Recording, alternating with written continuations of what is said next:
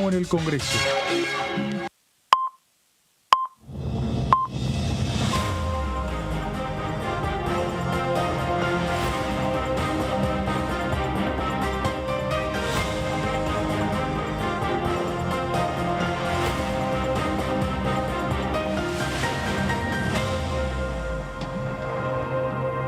Buenas tardes, ¿cómo andan? Bienvenidos, bienvenidas a la tercera edición de DTV. Vamos a compartir con ustedes la información parlamentaria de las últimas horas. Nos vamos a situar más del otro lado de Pasos Perdidos porque el Senado de la Nación convocó a comisiones y ya dictaminó proyectos que habían iniciado su tratamiento aquí, de este lado de la Cámara, en diputados. Tienen ya media sanción, compra sin IVA, también el régimen de promoción de la industria del calzado y toda su cadena de valor, así como también 3 universidades que tienen ya media sanción y están listas para ser tratadas en cualquier momento en el Senado si logran reunir a los senadores y senadoras de la oposición. El Senado está también en este momento en el centro de las miradas porque la Cámara de Diputados va a renovar la mitad de sus miembros el próximo domingo, pero el Senado, varias provincias van a estar eligiendo también una porción importante de senadores, 8 provincias, donde algunas son tan importantes y definitorias como la provincia de Buenos Aires. Así que vamos a repasar un poco los efectos, las discusiones. Se repitieron algunos debates en el Senado de la Nación, que ya hemos escuchado aquí en el recinto. La semana anterior, recuerdan, hubo una sesión larguísima de casi 18 horas. Se dio media sanción a estas 3 universidades. La Universidad en Paraná, Entre Ríos, que es provincial, iba a pasar a ser nacional, de aprobarse esta ley. Justamente en ese sentido también otras 2 universidades que ya tienen, una de ellas un instituto universitario hace más de 30 años, que es la de Saladillo, y la otra es la de la Cuenca del Salado en Cañuelas, que también tuvo hoy dictamen. Se agrega una nueva, eso es algo importante, interesante, porque también en el Senado empiezan a discutir los referentes de las provincias, ampliar la motivación de crear nuevas universidades, y también se ha agregado una nueva para La Rioja, uno de los departamentos de la provincia de La Rioja, que también obtuvo dictamen, así que luego de aprobarse vendrá de este lado de Pasos Perdidos, en un momento también interesante porque la ANMAT ha aprobado la vacuna contra el dengue que ha desarrollado otra universidad importante de la Argentina, como es la Universidad de San Martín, en el contexto también de una sinergia con laboratorios privados y el apoyo, obviamente, del CONICET. De esto vamos a hablar con quienes vamos a entrevistar en el día de hoy, además de repasar varios proyectos que también tiene que discutir la Cámara de Senadores. ¿Cómo anda, Jessica Alcaño? Bienvenida, buenas tardes. Gracias, Aman. Sí, así es. Y también hay algunos que envió el Senado, que ya tienen media sanción, como Conectar Igualdad y el Plan Remediar también, Perfecto. Que son planes que ya están en marcha y la idea es convertirlos en ley para que se sostengan en el tiempo. Vamos a hablar de esos proyectos y también vamos a repasar las últimas jornadas de juicio político que está llegando ya a su desenlace, la presentación del traslado de los cargos a los jueces de la Corte Suprema, los 4 miembros del máximo tribunal. Antonio Ricovene, ¿cómo anda? Bienvenido, buenas tardes. Alma, ¿cómo andás? Buenas tardes, buenas noches. Así es, y un anuncio que hizo Sergio Massa en los últimos días que tiene que ver con el envío de un proyecto de ley vinculado al previaje. También vamos a estar comentando eso. Recordemos que ya hay un proyecto de ley que es el previaje para adultos mayores, para personas jubiladas que puedan acceder a este beneficio. Sí, anunció este fin de semana desde Mendoza que va a enviar a este Congreso un proyecto de ley, vinculado para que el previaje se extienda por los próximos gobiernos. Sí, dijo algo así como previaje 6, 7, 8, 9, 10, todos los previajes que se puedan construir para darle un impulso y sobre todo financiar y subsidiar a la industria del turismo, que genera muchos puestos de trabajo y que también antiguamente o hasta hace algunos años atrás era estacional el trabajo en los puntos turísticos. Con este tipo de promociones lo que quieren hacer es extenderlo en el tiempo. Hay otra dinámica de trabajo, si se acorta además la jornada laboral, sería una buena manera para invertir nuestro tiempo libre en conocer Argentina, y es para eso también el previaje, ¿no? Para promover un poco algunos destinos no tan tradicionales, para que no vayas solo a Mar del Plata o solo a la costa o a las sierras cordobesas y conozcas, no sé, otras serranías que también son muy hermosas. Sí, así es esta iniciativa que, bueno, tuvo también un boom el último fin de semana largo de octubre, donde se registró un fuerte movimiento de turistas y también de dinero, que, bueno, como decías, Sí. incentiva la industria turística. Había escuchado el lunes que Mar del Plata había tenido un 90% de ocupación hotelera y que de ese 90% el 70% había sido de previaje. Esto quiere decir que vinieron no solamente de la provincia de Buenos Aires, que fueron por la Ruta 2 Sí. hasta Mar del Plata, sino que muchos han venido también pagando justamente el pasaje, que es, si venís en avión, te devuelven un porcentaje mayor, el 50% de lo que gastaste, y dentro de los pasajes de avión subsidian la mitad de todo el pasaje. En cambio, la de los colectivos te dan un pedacito, te dan una porción,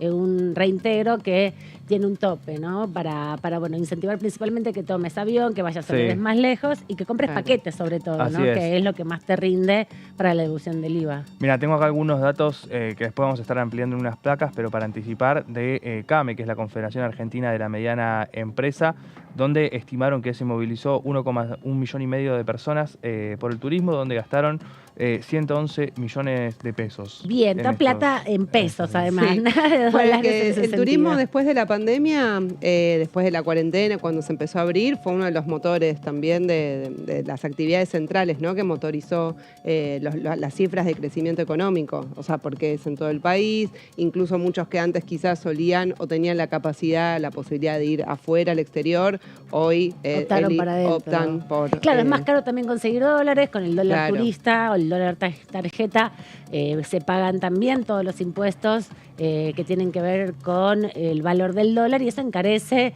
en definitiva los destinos y hace que también haya posibilidades de conocer y desarrollar el turismo interno. Así que son lo que veníamos diciendo hace algunas semanas ya, ¿no? Las políticas públicas que presenta el ministro de Economía, que las manda a discutir al Congreso para que todos esos anuncios que no se pueden hacer, bueno, se canalicen por algún lugar, ¿no? Y haya muchas Sí. voces también haciendo campaña. Sí, también tengan el sustento de una ley que les dé perdurabilidad en el tiempo, es decir, que no solamente sean anuncios de campaña y que queden y ya, sino que también haya un compromiso con la legislación y también poner a consideración de qué opina el resto del sistema político de estas medidas, ¿cierto? Es un poco también en respuesta a algunas apreciaciones que hicieron en el contexto de la campaña electoral candidatos y candidatas de la oposición respecto a estos proyectos. De hecho, en el día de hoy hay cierres de campaña. Está cerrando Milei su campaña aquí en la Ciudad de Buenos Aires. También está cerrando Patricia Bullrich en Mendoza, parte de su gira por las provincias. Va a ser también un cierre mañana aquí en la Ciudad de Buenos Aires. También candidatos de la Ciudad de Buenos Aires del oficialismo están cerrando campaña. Bueno, cuenta regresiva, queda hoy miércoles y mañana jueves, Claro. para que todo Sí, termine el viernes, de cara la veda empieza viernes a las 8 8 de la mañana. Sí, ahí ya no se pueden salir más en la televisión, no hay más, encuestas ya tampoco se pueden hacer Desde el lunes no circular. se pueden publicar encuestas, pero la campaña, digamos, de promoción de spots y las entrevistas se pueden dar hasta el viernes a las 8 de la mañana. Vamos a ver a todos los candidatos, principales Claro. candidatos, son 5 candidatos a presidente, dando entrevistas el viernes, desde las 6 de la mañana hasta las 8, Hasta las 8. así, Y rápido, bueno, rápido. siempre los programas de política los miércoles, los jueves también suelen llenar de muchas entrevistas. Sí, así que es importante para nosotros, como decimos siempre, este proceso electoral, más allá de la definición de presidente o presidenta, que puede estirarse hasta el próximo 19 de noviembre, pero la realidad es que este domingo se va a definir el escenario del Congreso de la Nación, cómo quedan las cámaras, cómo se conforman los bloques, y toda la semana que viene nos van a tener analizando quiénes entran, quiénes no entran, quiénes se van, quiénes se están despidiendo. De hecho, en la última sesión hubo grandes dirigentes como José Luis Gioja, que se despidió de sus colegas diputados, entendiendo que estaba ya transitando su última sesión en este periodo, por lo menos. Bueno, Gioja siempre vuelve, veremos cómo vuelve, intentó volver Sí. como gobernador, veremos si vuelve de algún otro modo. Y vamos a ver también si hay alguna sesión después, ¿no? Para lo que queda. Sí, seguramente falta presupuesto, faltan muchos temas importantes y todos estos proyectos que impulsa también el oficialismo. ¿Estás listo para contarnos el proyecto o lo que se sabe de este proyecto que anunció Massa? Sí, son algunos trascendidos, algunos anuncios que hizo el ministro de Economía y candidato de Unión por la Patria para, decíamos recién, mantener, ¿no?, el proyecto de previaje para que tenga la fuerza de una ley sancionada por este Congreso. La intención, según comentó Sergio Massa el fin de semana en Mendoza, es que gobierne quien gobierne, el programa no dependa solo de la voluntad de un ministro, sino que sea parte de las políticas de la economía nacional para incentivar uno de los sectores que más empleo genera, aún así también uno de los sectores que fue potenciado luego de la pandemia. La propuesta del gobierno establece la creación de un régimen plurianual de incentivos para la promoción del empleo, las inversiones y la formación dentro de la actividad turística. Es una iniciativa que contempla reducciones de las cargas patronales para las empresas turísticas, hoteleras y gastronómicas que contraten trabajadores. Una práctica que venimos viendo del gobierno de dar incentivos a través de la reducción de impuestos para sectores en particulares. Si bien tiene forma de previaje, también es lo que vemos con otros proyectos como el de promoción de industria del calzado o empleo pyme, que busca fomentar el empleo registrado, algo que viene estancado en Argentina hace ya varios años con la baja de distintos impuestos. La reducción será del 80% de la alícuota durante los primeros 12 meses desde el inicio de la relación laboral.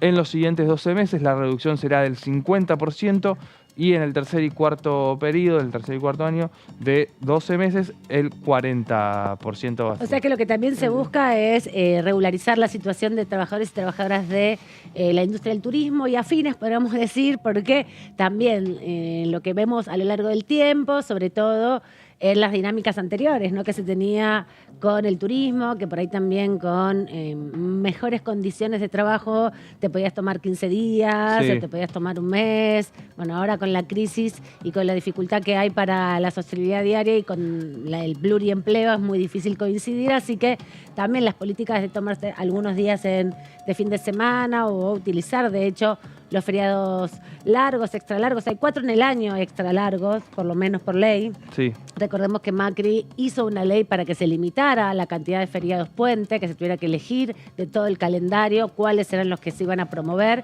Y esto impacta directamente en la recaudación de las provincias. No solamente porque tiene que ver con el IVA, que es coparticipable, los consumos, sino con los ingresos brutos, ¿no? A partir Sí, de Aman. eso se genera mayor cantidad de ingresos. Y también es un sector que está muy plagado por la informalidad. Claro. Todo lo que tiene que ver con las contrataciones gastronómicas u hoteleras, más que nada teniendo en cuenta los momentos de alta demanda y los momentos de Claro. menor demanda, Claro. que tienen Es que más ver por básicamente con temporada. las temporadas, claro. No, me acuerdo que cuando estuvo Kelly Olmos, la ministra de Trabajo, presentando el proyecto de empleo MIPYME, una de las cosas que decía sobre el incentivo, digamos, para contratar y registrar trabajadores es que la reducción de las cargas sea por un periodo determinado de tiempo, Claro. que esos son los programas o los incentivos que ellos hicieron una evaluación que Más eficaces. más eficaces, que lo contrastaba con otra política que había sido durante el macrismo, que habían dado el beneficio sin límite y sin límite de tiempo. Claro. Y que ese no había funcionado, o sea, que no había Hay que hacer como una redundado. ventana para que Claro. vos puedas inscribirte Así y de es. esa manera se garantice. Como una especie de blanqueo, digamos, entre comillas. Claro, y además lo que hace eso es que durante estos 2 años, 1 año y medio, 1 año, ya la capacidad productiva de ese trabajador, esa trabajadora que se incorpora, genere el nivel de ingresos para su propia sostenibilidad, digamos. Claro. En definitiva, lo que hacen es amortizar al empleador esa inversión inicial a lo largo del tiempo, ¿no? Porque vos terminás ya incorporándote después de 1 año a un laburo, ya amortizaste, digamos, todo lo que tiene que pagar de cargas patronales la patronal, en definitiva. Ya Claro. generaste Así esa es. riqueza. Así es. La reducción de las cargas ascenderá al 100% en los primeros 12 meses, en aquellos casos donde las incorporaciones laborales debidamente registradas de mujeres, personas menores de 24 años y mayores de 55, también para personas con discapacidad o personas que, previo a su contratación, eran beneficiarias de los programas sociales y de empleo, ¿no?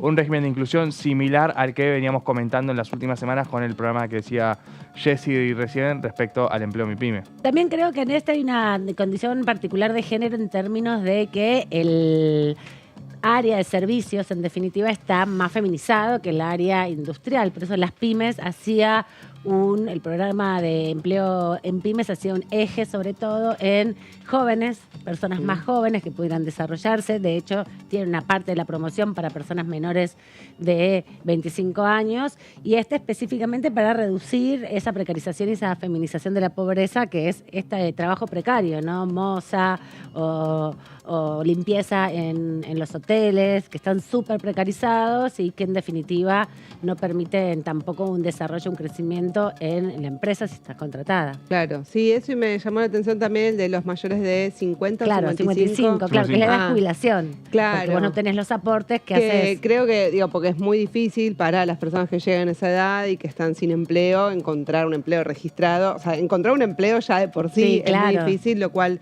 creo, que es importante, digamos, como población también. Además, lo que vos decías claramente que es muy feminizado. Claro, también. Y además la jubilación también, ¿no? Así como se hizo un régimen para que las personas que no tienen los 30 años de aporte, pero ya le faltan 10 años para jubilarse, puedan empezar a comprar esos aportes y llegar a la edad de jubilación sin tener que ingresar a una moratoria. Esto también es un margen para que justamente los últimos años puedas tener un trabajo registrado también, que eso impacta en tu jubilación. Si vos tuviste un trabajo muy precario, los últimos 10 años de aporte de la jubilación son los que determinan tu nivel de ingreso jubilatorio cuando ya no prestes más servicios. Así que me parece que es una forma de enfocar y digamos, contraponerse o sobreponerse a una situación que después las vemos con las moratorias jubilatorias, que en general están apuntadas también a mujeres, ¿no? Por las tareas de cuidado.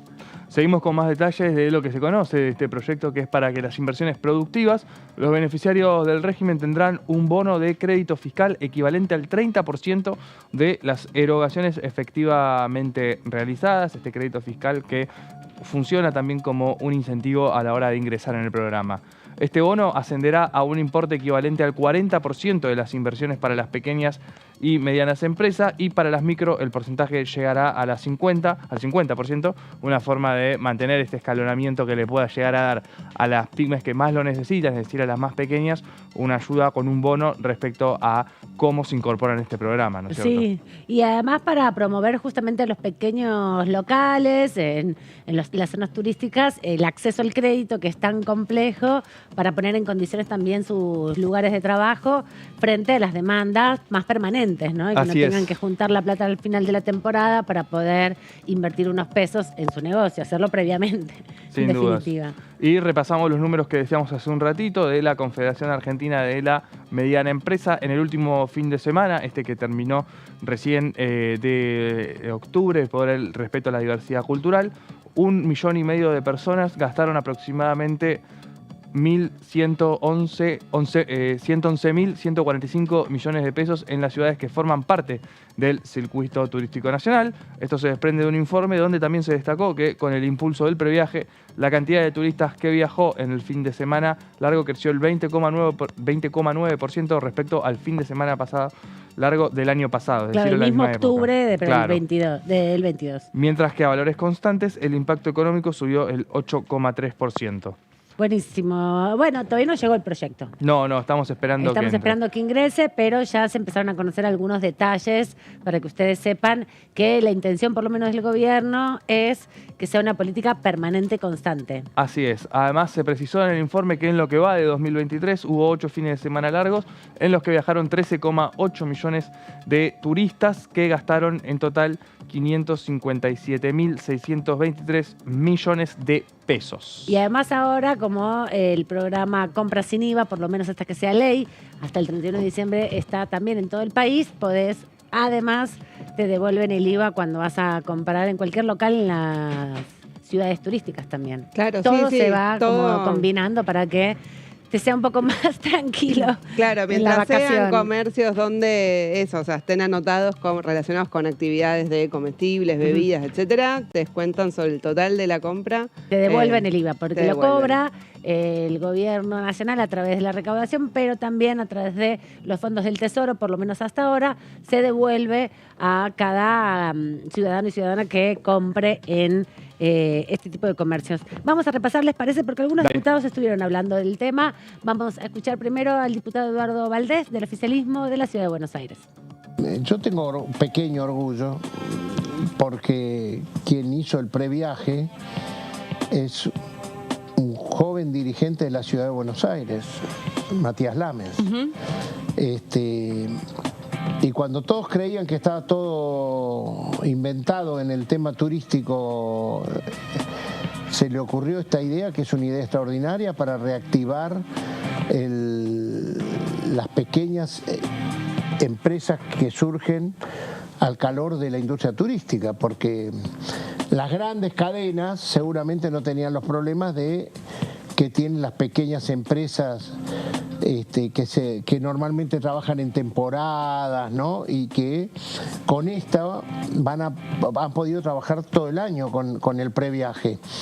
Y a mí me parece que cuando algo está bien, está bueno que sea por ley, para que después no, o sea, es por el sector empresario, me parece, más que nada, ¿no? Que va, viene, o sea, no se pueden cambiar las reglas de juego. La idea del previaje no es favorecer a esas personas que sin previaje viajaría. Es casualmente, yo creo que la multiplicación de turistas que ha tenido este fin de semana largo, digo este y todos los anteriores, pero digo este porque tenemos la memoria fresca, es la masividad, porque se anima a viajar quien no podría viajar si no existiera el método de prefinanciación que tiene el previaje, me parece. Sí, y han dado muy bien, y entonces se han dado muy bien. Y sobre todo las empresas están conformes porque le han podido dar más fuente de trabajo a sus lugares donde lo explotan esta industria turística. Hagámosla y continuémosla. Ojalá pasara esto con la industria metalúrgica, con las distintas industrias que tiene la Argentina, que encontremos una beta y que la podemos multiplicar.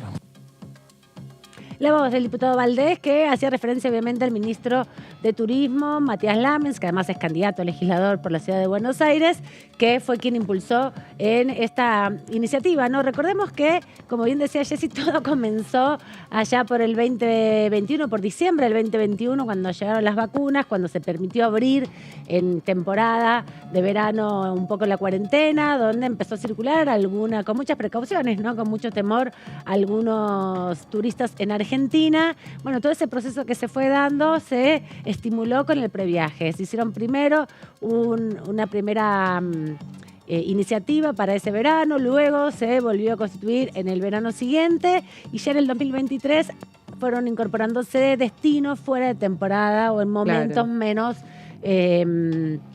de menos concurrencia, ¿no? Porque también se lo fustigó mucho por la cantidad de inversión que tiene que hacer el Estado. Claro, sí, en temporada alta, o sea, por eso lo modificaron, dejó de ser en temporada alta y empezaron a hacerlo en estos fines de semana largo, por ejemplo. Y te salía la promoción que vos tenés un mes donde tenés que entrar a la página de previaje, cargar las cosas que compraste para irte el fin de semana largo del mes siguiente y ahí luego te mandan la tarjeta, o si ya la tenés, te incorporan el dinero, te lo transfieren directamente para que lo gastes en los consumos, en los restaurantes, en las casas de regalería que hay en los distintos puntos turísticos, en cualquier lugar, o acá también, digamos, en la propia ciudad donde vos vivís, también podés usar la plata del previaje porque no está asociado el destino al que vos vas, está asociado el gasto que hiciste para viajar en ese sentido, ¿no? Sí, yo tengo un amigo que se fue de viaje. Se fue de viaje y se olvidó la tarjeta y la estoy usando ahora por acá. Bien, muy bien. Sí, está bueno eso también porque aporta a un poco recuperar esa inversión. También Sergio Casas habló de este proyecto con nuestros colegas más temprano también del oficialismo y de esta manera se refería a la iniciativa que impulsa el ministro Sergio Massa. El sistema de previaje ha posibilitado nuevamente que los argentinas y argentinos puedan viajar nuevamente y todo está hecho en un fin de generar un círculo virtuoso de la economía. Nosotros tenemos que entender lo que se paga en sueldo, eso va al consumo de mercaderías, de ropa, lo que uno gasta en turismo también, y de esa manera se va generando un círculo virtuoso, pero para eso tiene que estar el Estado, para regular Así que vamos a avanzar en esto, podamos entender para que todas estas normas queden y para que los argentinos cada vez tengan más derechos, que también tenemos que asumir nuestros deberes y obligaciones, pero todos juntos, todos unidos. Yo hago votos para que el Señor nos ilumine, para que el Señor nos abra la mente y podamos este 22 consagrar lo mejor para el país, lo mejor para la patria. Esperemos ahora que ingrese formalmente el proyecto y veamos también cómo se van a canalizar los debates en relación a este proyecto que genera expectativas sin duda al sector turístico, pero también a más de 13,5 millones de personas, como bien nos contaba Antonio, que utilizaron en este año, en los 8 fines de semana largos que hubo, el previaje. Nos está llamando nuestro compañero Gonzalo Solabarrieta desde el móvil. Hola Gonzalo, ¿cómo estás? Hola Aman, un abrazo muy grande para vos, para Jessy, para Tony, ahí en el piso, y para toda la gente que claramente nos está viendo a través de la pantalla de Diputados Televisión. Vine aquí en esta jornada de tarde-noche, sí, ya un poco fresca, donde vemos varios grupos de entrenamiento, aquí muy cerquita de la Plaza de los Dos Congresos, justamente donde tengo detrás la cúpula y la explanada, donde hoy se realizó un evento extraordinario. Vos sabés que estuvo este grupo folclórico llamado Posta Bermejo, que ya desde hace más de 12 años que lleva la participación de las distintas danzas folclóricas, representando no solamente en eventos como este abiertos para el público y que organizaron las diferentes carteras de cultura tanto del Senado como de diputados, sino que además realizan eventos en escuelas, realizan eventos en peñas y también es una de las ofertas culturales que tiene nuestro país para con todas las personas que vienen a conocer no solamente el país, no solamente la ciudad de Buenos Aires, sino que además que también vienen a conocer nuestra cultura. No solamente van a algún restaurante a degustar alguna rica comida, no solamente van a los teatros, sino que además también pueden disfrutar de cuáles son nuestros orígenes, ¿no? Y justamente hoy realizaron este evento en lo que significó el pasado 12 de octubre, un nuevo día del reconocimiento cultural argentino, recordando que fue una fecha más de las que se reconoce y que antiguamente nosotros conocíamos como el Día de la Raza y hoy es el respeto por la diversidad cultural. Realizaron hoy un evento de aproximadamente 1 hora en donde estuvieron realizando distintos bailes, entre ellos lógicamente las danzas, distintos tangos que estuvieron realizando y realmente fue un evento muy emocionante en esta explanada del Congreso en donde hoy estuvieron a partir de las más o menos 3, 4 de la tarde realizando este evento en son de lo que fue justamente el pasado feriado, fin de semana extra large, como lo quieran mencionar, pero que en el medio, lógicamente, tuvo el día por este respeto a las culturas y que claramente a través de estos bailes, a través de las representaciones, pueden encontrarse con no solamente las diferentes culturas, los diferentes bailes, sino con los orígenes, ¿no? Sí. Justamente que de esto se trata, en reconocer y representar el comienzo, ¿no? Cuáles fueron los primeros bailes, cuáles fueron los primeros cánticos, cuáles fueron las primeras representaciones del país en esto que es la cultura. Y justamente la cultura, no solamente de la Cámara de Diputados, sino también del Senado, realizó este evento, Aman. Buenísimo, Gonza, se te ve muy bien con ese fondo del Congreso de la Nación, parece una postal y muy lindo también lo que veíamos en las imágenes que nos pudo mostrar nuestro camarógrafo de lo que sucedió hoy más temprano, ¿no? En esa, esquina justamente paradigmático porque están apostados también quienes son del Malón de la Paz, que han venido desde Jujuy, así que queda ahí como un poco también los contrastes, ¿no? De una celebración con danzas y al mismo tiempo del otro lado de la reja el reclamo por el respeto también a la diversidad cultural y el derecho a la tierra. Así que mucha más significación me parece que va tomando esa presentación en carácter o en tono cultural con esta dimensión política que siempre le pone el Congreso, con todos los reclamos que hay en su entorno, ¿no? Bueno, fíjate vos, esto, Aman, se hizo en representación de lo que son justamente los albores de la patria, los comienzos, los principios justamente de nuestra patria, y que tiene la representación justamente de esta agrupación que vos mencionabas recién y que está haciendo sus reclamos, y que también representan la lucha histórica justamente por sus tierras, por su origen, por sus costumbres y demás, y sobre todo por el respeto y la diversidad cultural, fíjate que van siempre de la mano, y por eso ya desde hace más de 10 años en nuestro país se lo llama así, dejó de llamarse el Día de la Raza.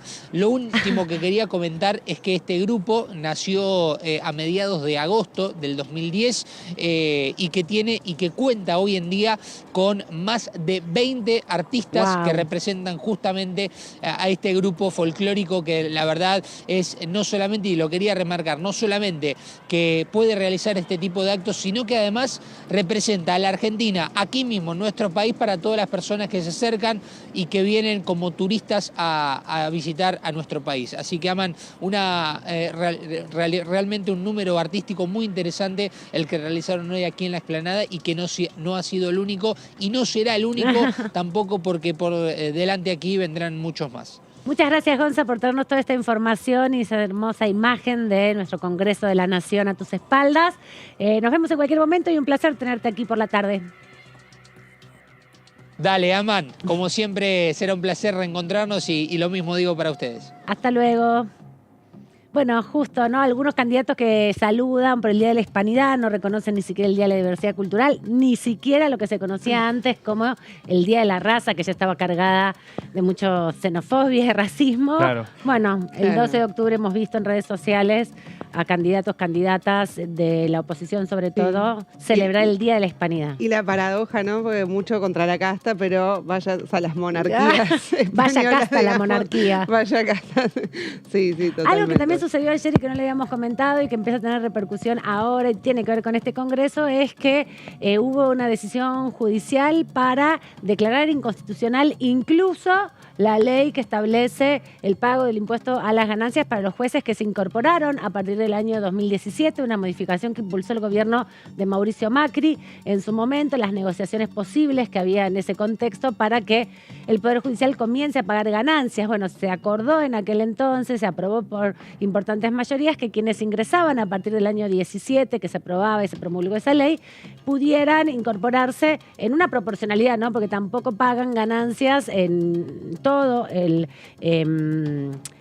resultado de su haber, haber como juez, como fiscal o como defensor, incluso como trabajador del sistema judicial, sino sobre algunos de los ítems, ¿no? Y esto ayer se conoció a partir de una resolución judicial que vuelve a poner otra vez en discusión lo que aparece cada presupuesto, ¿no? ¿Qué pasa con un sector de la sociedad argentina, sobre todo del empleo estatal, porque la justicia es empleo público, que son los únicos que no pagan ganancias por una resolución propia del propio Poder Judicial, ¿no? Claro. Y quien sacó esta resolución no es alguien que estuvo involucrado también con Lago Escondido, los viajes, o sea, eso por lo menos en algunos medios decían que el juez que sacó este fallo estuvo involucrado también en todos esos viajes, de los cuales en muchos medios ya dejó de hablarse también, ¿no? O sea, todas estas relaciones de muchos jueces fiscales con grandes empresarios de medios, bueno, con funcionarios de otros espacios políticos, así que bueno, eso también es llamativo, ¿no? Quien toma las decisiones, además que es un fallo que es sobre sí mismos, ¿no? Es para beneficiarse a sí mismo. Sí, Pablo Caizals es el juez que estableció toda esta definición a partir, sobre todo, de la presentación de un fiscal que ingresó al Poder Judicial en el 2018, recusó, planteó el recurso respecto de la inconstitucionalidad de esta iniciativa que ya viene hace varios años intentando el Congreso de la Nación legislar algo que le corresponde en lo que establece la Constitución Nacional. Veremos cómo va repercutiendo, ¿no? También al interior del Congreso de la Nación. Y vamos a ver también qué rodaje tiene este tema cuando se trate del presupuesto y también teniendo en cuenta los resultados del domingo, que va a determinar un poco cómo va a ser el tratamiento de ese presupuesto, porque parte de la intención que tenía el oficialismo era volver a plantear nuevamente el costo fiscal que tiene, el gasto fiscal que representa para el Estado que los funcionarios, los altos funcionarios judiciales no paguen este impuesto. Y recuerden además que hubo un debate porque se sometió a votación con el último presupuesto del 2023. Era un proyecto que había presentado Casareto el año pasado. Y había, digamos, de parte por lo menos de los diputados, por ejemplo, Palazzo, Vanessa Siley, no quisieron acompañar porque, claro, los sindicalistas no quisieron acompañar porque se había propuesto dividir la votación, que paguen los jueces, pero no los trabajadores. En ese caso, tanto los del Frente de Todos, que están ligados a los sindicatos, como los del Frente de Izquierda, que defendían, que querían que los jueces sí paguen ganancias,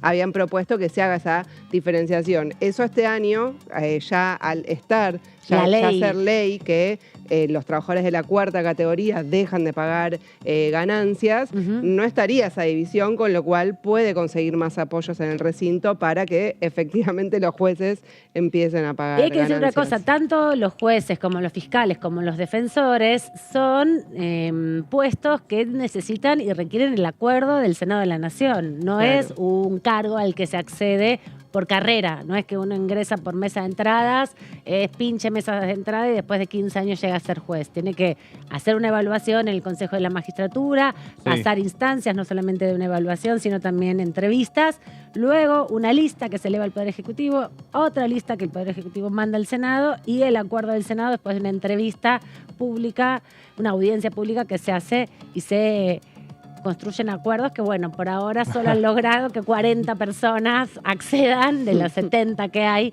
a sus cargos, ¿no? Incluso hay muchos jueces, juezas y altos funcionarios judiciales que llegan por primera vez a la función en el Poder Judicial y desembarcan directo en un alto tribunal. Por ejemplo, no llegan a la primera instancia, ni siquiera son promovidos a la Cámara, ¿no? Mientras tanto, está esta definición de muchos diputados y diputadas. Ahora vamos a repasar cuánto fue la votación en ese momento, en el 2017, cuando se aprobó la modificación del impuesto a las ganancias para que quienes ingresaban, y vamos a ver también qué dice la oposición, ¿no? Porque en su momento la oposición de Juntos por el Cambio, que era oficialismo, promovió esta instancia de civilidad donde se establecía que los nuevos integrantes del Poder Judicial sí pagaran ganancias, haciendo una diferencia entre los que habían accedido cuando en la década de los 90, una acordada que lo tiene a el entonces juez Carlos Fait como principal demandante para que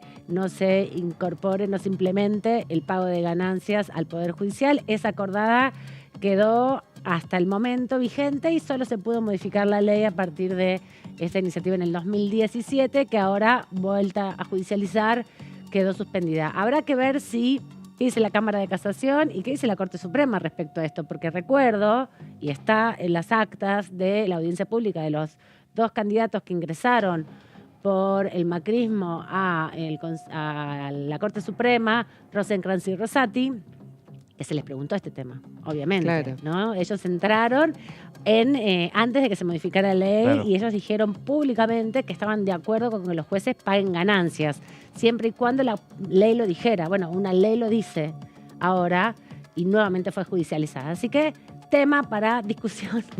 Sí, vamos a ver cómo se desarrolla este mismo tema en los tribunales superiores, ¿no es cierto? Sí, ¿y qué dicen acá? Y acá se va a discutir cuando sea lo del presupuesto, como decía Tony, porque está en la famosa separata que por segundo año consecutivo está detallado y es uno de los puntos que se sugiere revisar. Claro. Veremos qué va sucediendo. También les comentábamos que hoy, más temprano, fueron las comisiones en el Senado de la Nación para darle dictamen finalmente a varios proyectos de ley que tenían media sanción de la Cámara de Diputados. Uno tiene que ver con la industria del calzado y su cadena de valor, donde los senadores y las senadoras acompañaron con mayorías este proyecto. Se debatió en la Comisión de Presupuesto y Hacienda del Senado. El oficialismo tiene una leve mayoría también en esa comisión. Y antes se había dictaminado el proyecto de compra sin IVA. Luego de que terminara esa comisión, alrededor de las 5 de la tarde, se sumó la de Educación y Cultura para avanzar en la aprobación de 4 universidades, en este caso. 3 que vienen de la Cámara de Diputados con media sanción y una que incorpora el Senado de la Nación. Pero vamos a repasar, ya que hablábamos de justicia, un poco, Jessy, lo que ha dejado esta semana que pasó la última jornada de juicio político, ¿no? Para ver qué pasa de acá en adelante, porque el 20 de noviembre, último día para dictamen. Así es, Sama. Vamos a repasar porque luego de la sesión larga que tuvimos el martes de la semana pasada, también el miércoles tuvimos esta comisión de juicio político y vamos a repasar un poco qué es lo que pasó ahí porque ya finalizaron las audiencias testimoniales y la comisión ya ingresa en la parte final de la investigación a los 4 jueces de la Corte. En total, anunció la presidenta de la comisión, Carolina Gaylar, hubo 24 reuniones en la comisión de juicio político y pasaron 65 testigos desde que comenzó a fines de enero, si no me equivoco. El 26 de enero se constituyó la comisión y la nombraron a Gaylar como presidenta. Sí, un trabajo intenso, muchas reuniones muy extensas y todo un trabajo de investigación que realizó la comisión, además de lo que vimos también en todas las audiencias testimoniales. Seguro va a salir un informe así de grandote con miles de carpetas porque están hay todas de todo. En la página del Congreso hay un ítem, hay un botón que son comisiones. Dentro de esa comisión se puede buscar juicio político y dentro de la comisión de juicio político hay algunas pestañas, entre ellas la convocatoria de las reuniones y las versiones taquigráficas. Están todas las reuniones, las 24 reuniones ya desgrabadas, ya puestas a disposición de todo el público para que podamos repasar, releer, revisar cada uno de los testimonios y de las discusiones que se dieron, ¿no? Sí, así es. Y lo que ya tenemos es fecha de lo que va a ser la próxima reunión, que va a ser el 7 de noviembre. Ahora, en las siguientes placas vamos a explicar un poco por qué esta fecha es importante. Vamos ahora a la siguiente placa, porque bueno, lo que pasó es que estábamos en la última reunión, se estaba en la causal de abuso de poder. Hubo una primera audiencia testimonial donde se abordó la causal de abuso de poder contra el juez Rosenkrantz porque tenía, digamos, vínculos con exclientes, etcétera. Sí. Bueno, en este caso, esta comisión iba a abordar la causal de abuso de poder contra el juez Ricardo Lorenzetti, que precisamente es el juicio político iniciado por la coalición cívica, que digamos, dentro de lo que es Juntos por el Cambio, que siempre se opuso a iniciar todo este proceso, bueno, el tema es que por lo menos la coalición cívica tenía un pedido de juicio político que era solo contra Lorenzetti. Que lo tiene desde el 2010 más o menos. Lo viene representando Carrió varias veces hasta que dejó su lugar aquí en el Congreso y lo retomó la diputada Oliveto, que ha sido la abogada de Carrió durante muchos años y ahora como diputada retomó ese debate junto con el diputado López, que es el presidente del bloque de la coalición cívica. Y los dos fueron los más activos en la comisión, o sea, asistieron a todas, participaron de las preguntas en las audiencias testimoniales. Otros del PRO también han participado, pero ellos fueron los más activos. Bueno, el tema es que estos 4 testigos que ellos habían convocado no asistieron, todos justificaron, o 3 de ellos por lo menos justificaron su ausencia. Quienes estaban convocados eran Julio Piumato, que es el titular de la Unión de Empleados Judiciales de la Nación, Héctor Marchi, que ya lo vimos en 2 oportunidades brindar su testimonio, es el ex administrador de la Corte Suprema, que tuvo mucha relevancia todo el desarrollo de la Comisión de Juicio Político en la separación del cargo, digamos. Claro, él vino con la etapa de la investigación sobre obra social, que fue la más así escandalosa y que tuvo como 6, 7 audiencias, recuerdo. Vino 2 veces. Claro, pero a él lo terminan separando del cargo como administrador en este contexto, digamos, ¿no? En que lo habían convocado, él había aceptado y dio mucha información y apuntó contra los otros jueces. Ese fue el momento en el que nos dimos cuenta que el Poder Judicial estaba prestando atención a lo que ocurría en esta Cámara, ¿no? Donde veíamos cómo subía el número de personas que estaban siguiendo las transmisiones, cómo veíamos el impacto, el juego, las operaciones que empezaban a verse con este tema en particular, porque se conoció que una obra social que tiene más de 100.000 afiliados tenía funcionamientos un poco... De una carnicería, de un kiosco. difíciles de explicar por lo menos. La libreta de almacenero.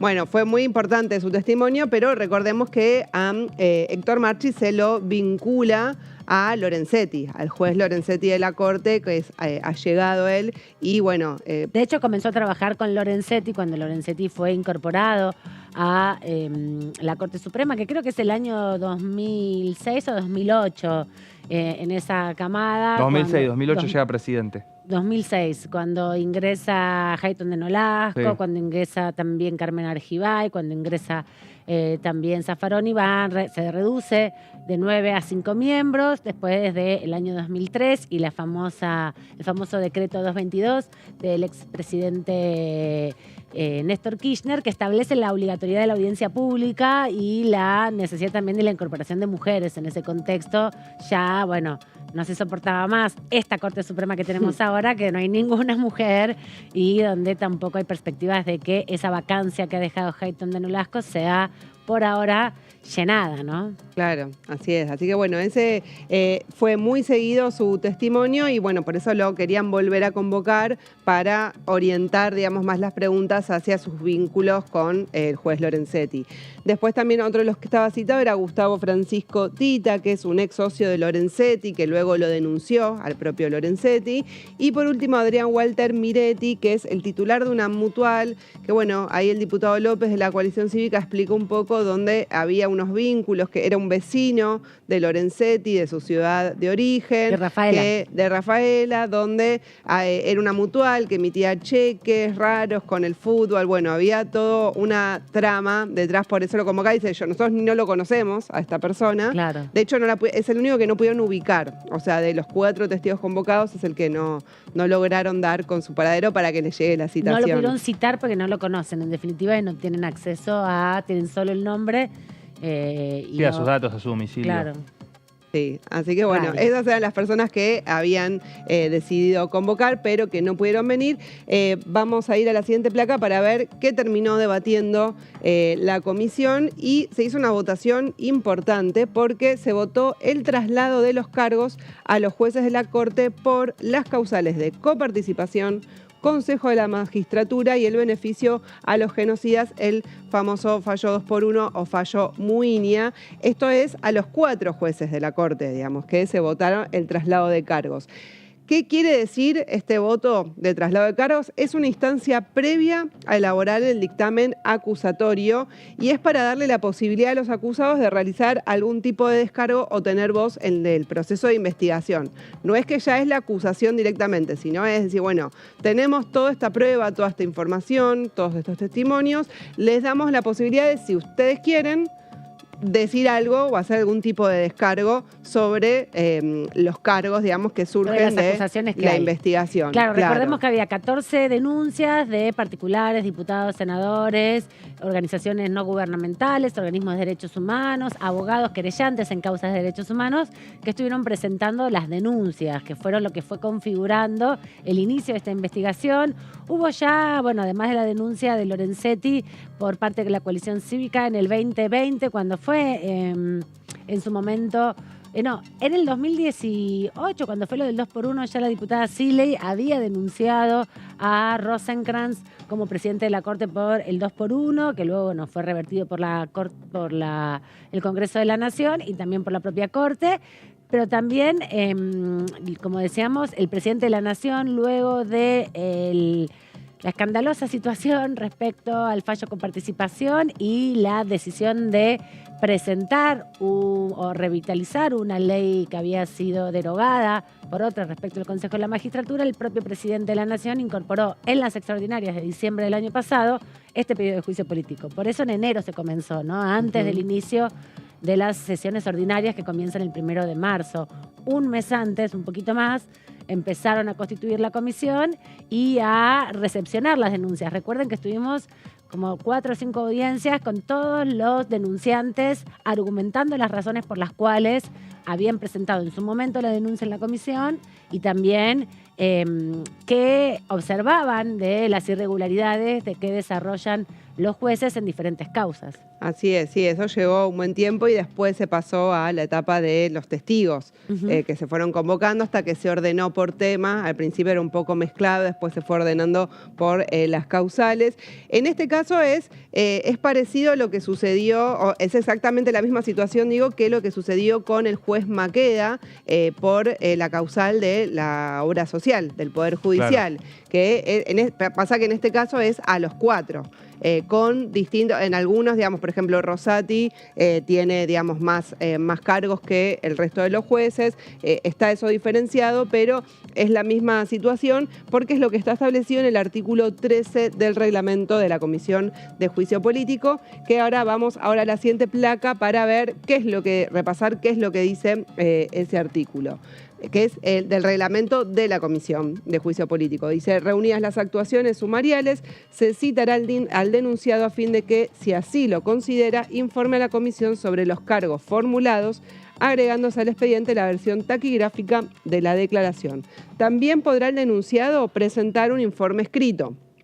La incomparecencia o inacción del denunciado no constituirá impedimento para la prosecución de las actuaciones, no obsta al oportuno ejercicio de defensa por ante el Honorable Senado de la Nación. Esto quiere decir que la citación, el traslado de cargos que se votó en la última comisión a los 4 jueces de la Corte le dan la posibilidad del 7 de noviembre o hacerse presentes y hacer su descargo, o presentar un descargo por escrito, o no hacer nada.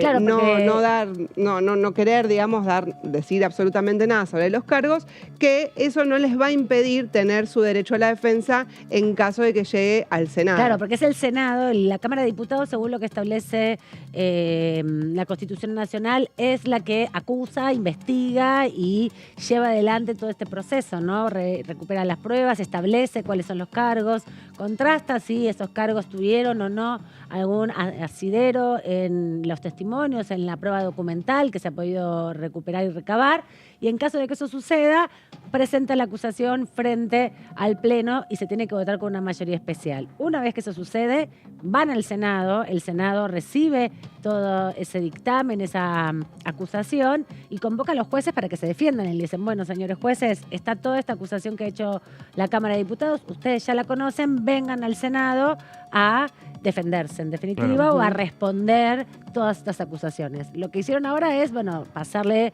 la información, que sepan que este proceso está en curso, que sepan cuáles son las acusaciones, y lo que ellos van a hacer luego es establecer específicamente cuáles son todos esos cargos, ¿no? Claro, así es. Y vamos a ver algunos de los cargos que se formularon en las causales. No son todos, se fueron leyendo en la comisión, pero por lo menos los más relevantes. En el caso de la coparticipación, los cargos son, por ejemplo, arrogarse facultades legislativas, haber resuelto con una cautelar la cuestión de fondo, o no dar intervención a la unidad de análisis económico de la Corte Suprema de Justicia de la Nación. ¿Esto por qué? Porque arrogarse facultades legislativas, justamente hemos debatido varias veces que la coparticipación, el debate de cuánto es el porcentaje que le corresponde a cada provincia, es un debate que desde la reforma del 94 se le dio la facultad al Congreso de que defina si se revisaban esos números. Entonces, bueno, en este caso fue la Corte, por medio de un fallo, la que estableció un porcentaje nuevo. Claro, y desconoció una ley del Congreso, porque hubo una ley del Congreso sobre coparticipación. De consenso fiscal. De consenso fiscal por un lado, pero después la ley sobre coparticipación que se aprobó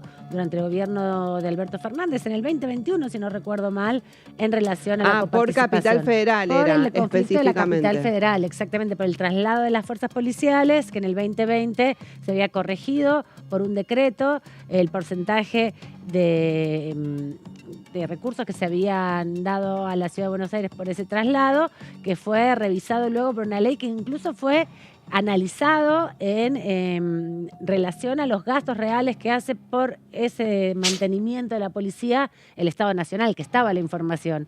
Se ajustó y se aprobó por mayorías que superaron al oficialismo en ese momento también. Sí, totalmente. Y bueno, sí, con este fallo se vuelve para atrás en eso, y también el hecho de que el porcentaje que el fallo establece para la Ciudad Autónoma de Buenos Aires fue sin intervención de la unidad de análisis económico, porque lo que demostraron en las audiencias testimoniales es que no había ningún fundamento que explique por qué habían llegado a ese porcentaje que terminó saliendo en el fallo.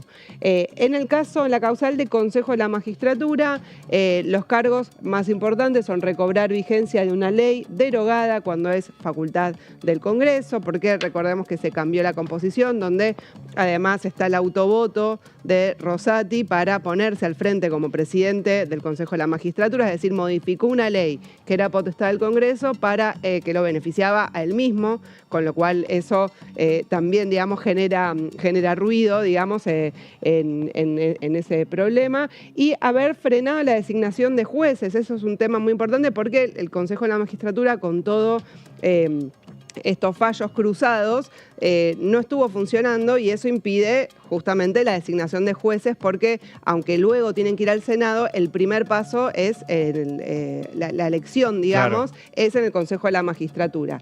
Y también atribuirse el manejo de recursos del Poder Judicial, porque otra de las funciones que tiene el Consejo de la Magistratura es manejar el presupuesto de todo el Poder Judicial. Entonces ahí también termina siendo, con la presidencia de Rosati, digamos, como juez de la Corte al frente de ahí, de manejar todos esos recursos.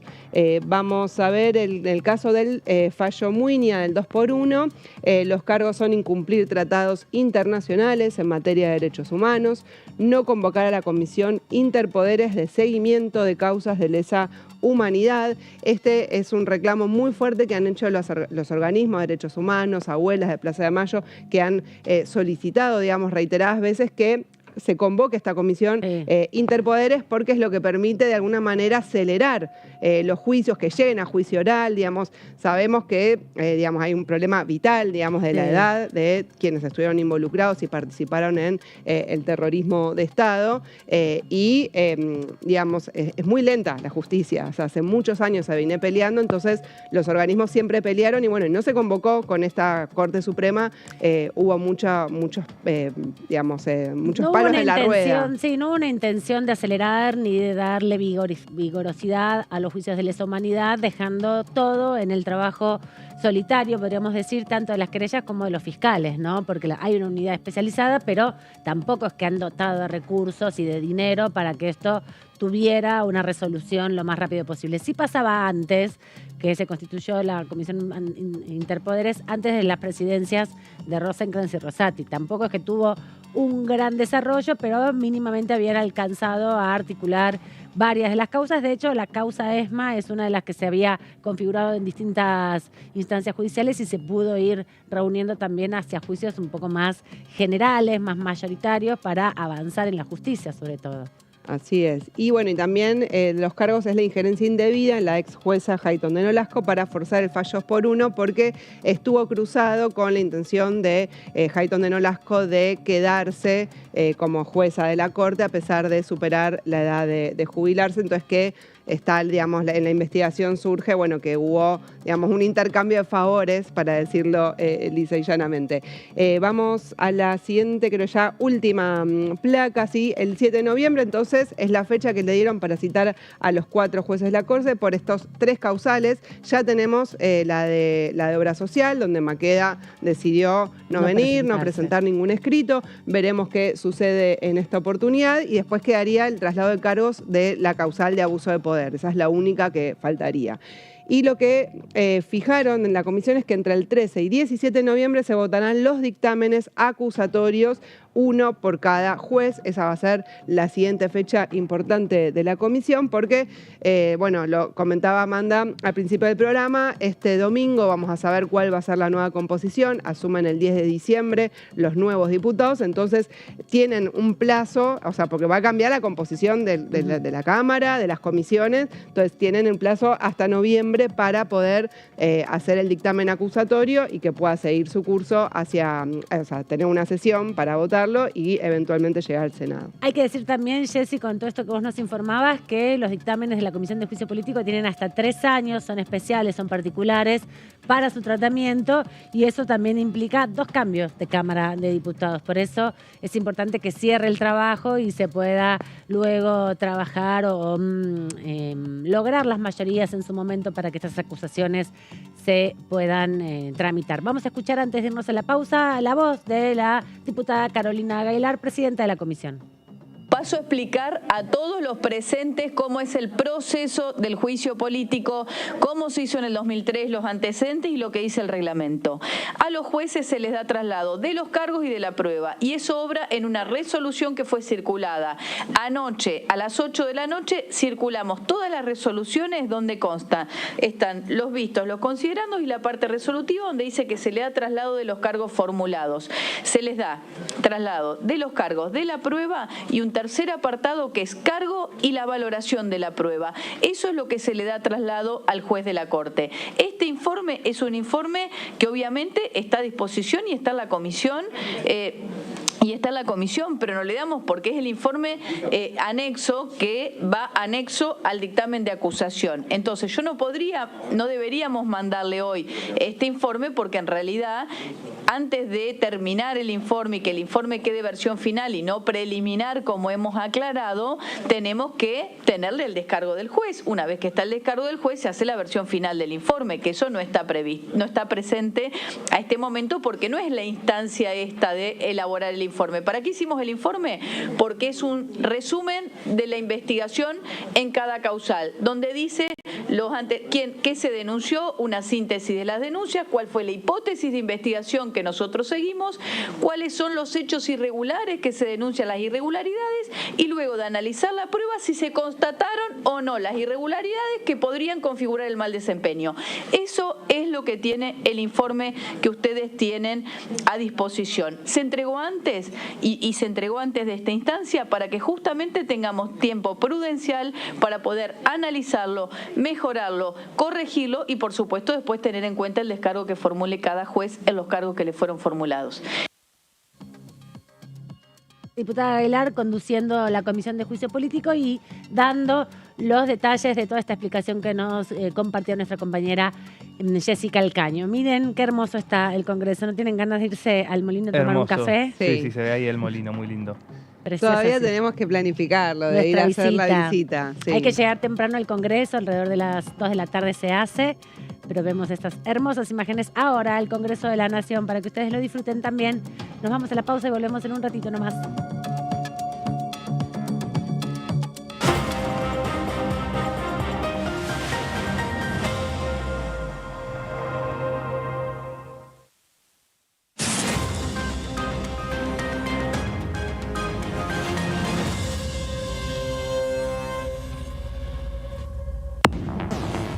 Bienvenidos, bienvenidas a este lado C del Congreso de la Nación. La parte donde la fibra íntima que uno tiene, ¿no? Que uno lleva. El periodismo es algo que a uno también lo apasiona, es algo que no puedes despegarte del periodismo. Pero bueno, la pintura la verdad que es lo que más llevo adentro y es un poco eso que decía Frida Kahlo. Muchas personas que a la hora de pensar si quieren hacer estas producciones es muy necesario también que haya espacios y esos espacios justamente nosotros como red de festivales internacionales también promovemos que estas personas después vayan a esos otros festivales y obviamente que a partir de eso una cadena que termina en la posible distribución, en el ingreso, que es muy necesario pensar que todas estas producciones no se hacen de la nada, se necesita dinero, muchas veces las personas ponen su dinero y necesitan de alguna manera no solamente recuperarlo sino tener más para poder hacer más producción. Todo Cultura, miércoles 23 horas. Este es el gasoducto Presidente Néstor Kirchner, una obra de escala mundial realizada en tiempo récord, que unirá la energía de Vaca Muerta con todo el país. Innovaciones, tecnología, cientos de kilómetros de acero y miles de trabajadoras y trabajadores. Esta megaestructura alimentará la llama del país, uniéndonos con nuestros seres queridos, acelerando la economía, ahorrando divisas, con desarrollo, con federalismo, con soberanía y orgullo. Gasoducto Presidente Néstor Kirchner. Mueve energía, mueve al país. Hola, ¿qué tal? Buen día, ¿cómo les va? Bienvenidos a DTV Noticias. Quiero comentarles que he presentado un proyecto de ley para asistencia económica de las personas con discapacidad que estén federadas en algún deporte de la República Argentina.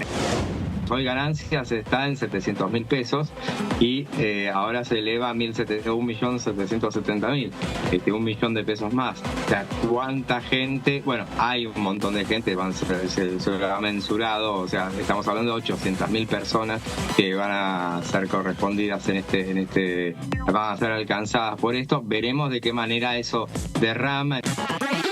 DTV Noticias, de lunes a viernes.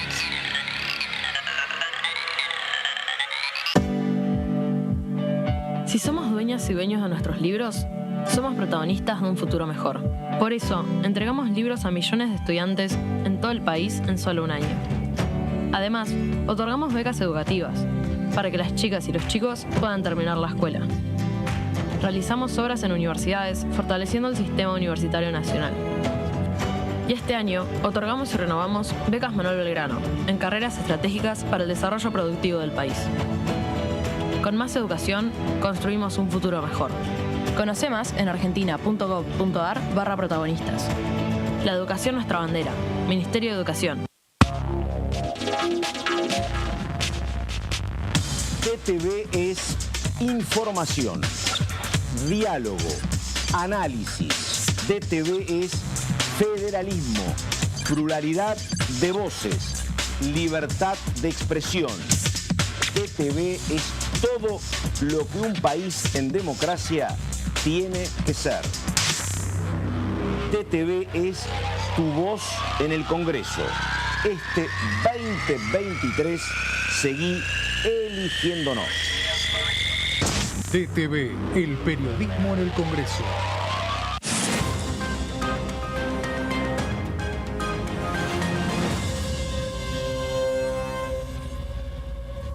Aumentamos de 4.000 a 18.000 pesos el tope de reintegro del 15% en compras realizadas con tarjeta de débito para personas jubiladas o que perciban una pensión por fallecimiento. Primero la gente. AFIP. Argentina Presidencia. ¿Cómo les va? Muy buenos días.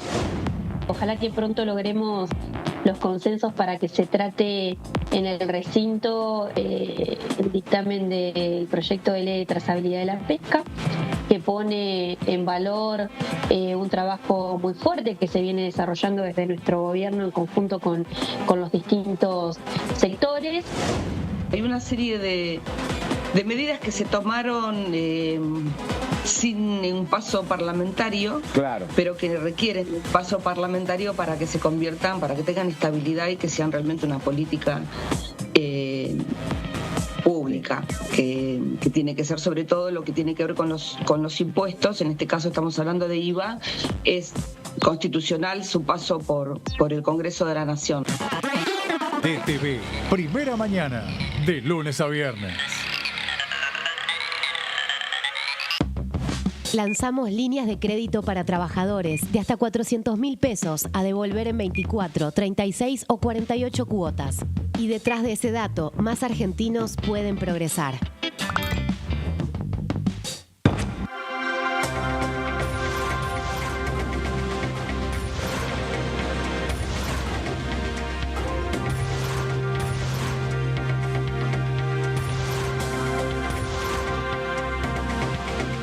Ellos son tu voz en la primera mañana. DTV, el periodismo en el Congreso.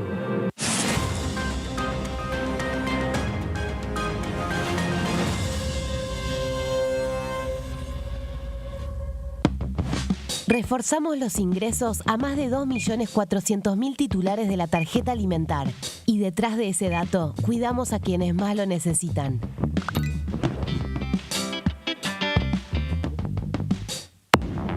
Buen mediodía, ¿cómo va?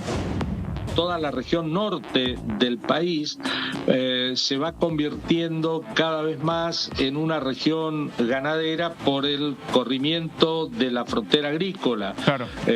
Obviamente esto ha provocado que zonas que antes no eran tradicionalmente ganaderas, de la provincia de Formosa, de la propia provincia de Misiones o del Chaco, hoy estén incorporadas a la producción de ganado bovino. Compre sin IVA, que dejar institucionalizado tanto los montos como los sujetos que pueden hacerse de esa devolución, ese resarcimiento del impuesto que va fundamentalmente a elementos de la canasta familiar. DTV, primera edición, de lunes a viernes.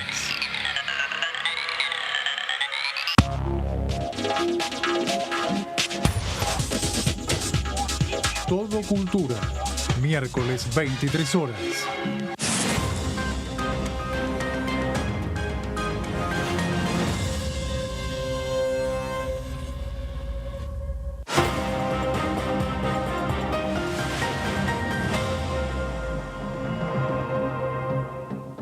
Seguimos aquí en tercera edición, segunda hora, y estamos ya en condiciones de presentar a nuestra primera invitada de la noche de esta manera.